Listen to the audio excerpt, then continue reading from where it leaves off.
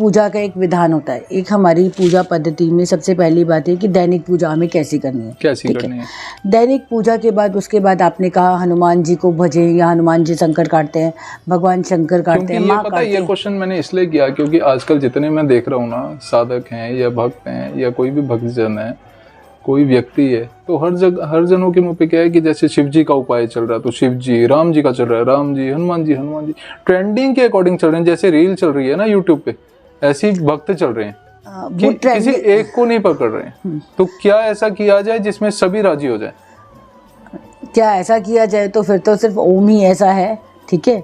ओम, अगर आप ओम मंत्र की निरंतर चैंटिंग करते हैं तो ओम के अंदर, क्योंकि आप जब भी किसी भी मंत्र का जाप करेंगे, किसी भी मंत्र का जाप करेंगे या कोई भी संपुट लगाएंगे किसी मंत्र में, तो ओम तो उसमें आना ही आना है। सिर्फ जो बीज मंत्र है, जैसे छोटे बीज मंत्र होते हैं, क्रीम है, श्रीम है, ह्रीम है, तो जो जिस तरह के बीज मंत्र है उसमें हम ओम नहीं लगाते क्योंकि वो एक अक्षर मंत्र होता है। लेकिन बाकी जितने भी मंत्र होते हैं, चाहे वो माँ के हों, दुर्गा जी के हों, काली जी के हों, हनुमान जी के हों, तो ओम क्या है? ओम संसार की एक निराकार शक्ति है। तो अगर सब चीज़ें, तो फिर आप ओम चैंटिंग पे ही फोकस करो। जब आप ध्यान में जाते हो तो ओम चैंटिंग पे ही फोकस करो।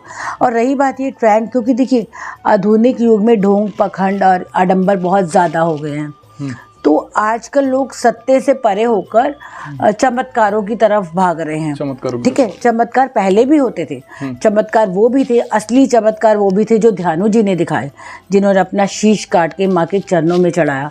ध्यानु जी के चमत्कार वो थे जो उन्होंने अपना घोड़े का सर काट के जोड़ के राजा अकबर को दिखाया। तो चमत्कार तो सदियों से होते हैं। चमत्कार हर उस इंसान के साथ होते हैं जिसकी भक्ति अटूट है।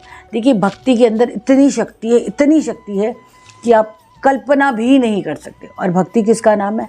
आपके विश्वास का नाम।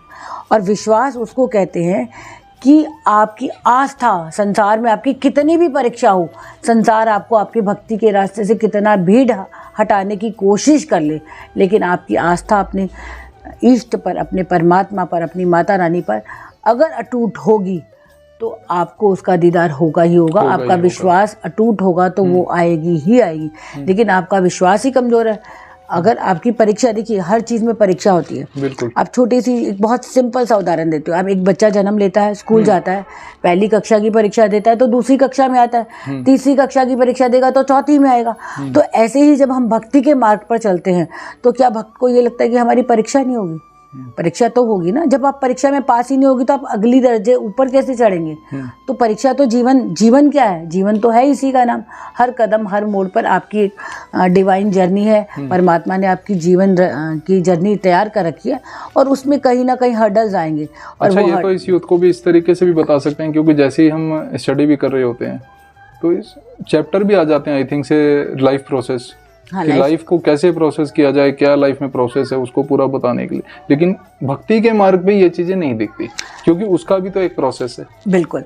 प्रॉब्लम यही है करण जी कि जब बच्चा पैदा होता है तो माँ बाप उसको ये बोलते हैं what is the purpose of your life. ठीक है, what is your goal of your life. तो गोल तो हर माँ बाप ने अपने बच्चे को बता दिया कि I want to be a doctor, I want to be advocate, I want to be a teacher, I want to be blah blah blah, जो भी है। ठीक है, तो वो सब हर बच्चे को उसका गोल मालूम है। लेकिन कभी किसी पेरेंट्स ने, किसी माँ बाप ने अपने छोटे से बच्चे को बताया है कि what is your soul purpose?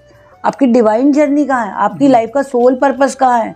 कि जब आप इस संसार में यात्रा पे निकलोगे या जीवन की परेशानी आएंगी, उस वक्त आपके साथ कौन होगा और आप उस आत्मा और परमात्मा का मिलन कैसे होगा?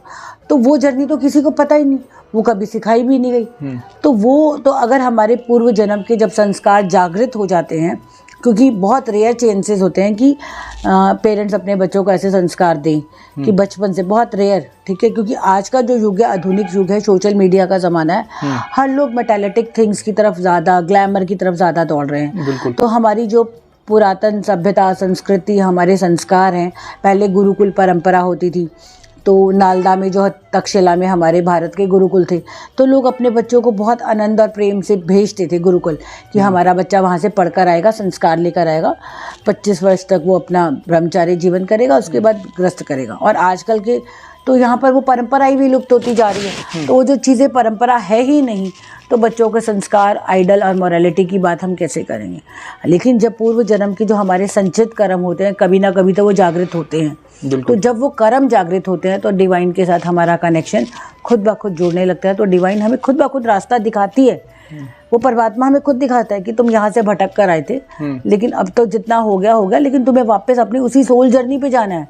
तुम्हारे जीवन का उद्देश्य क्या था, उस सोल जर्नी से जो तुम अपनी यात्रा को अधूरी छोड़ कर आए हो, उस सोल से, उस परमात्मा से मिलने की जो यात्रा है उसको पूरा करो।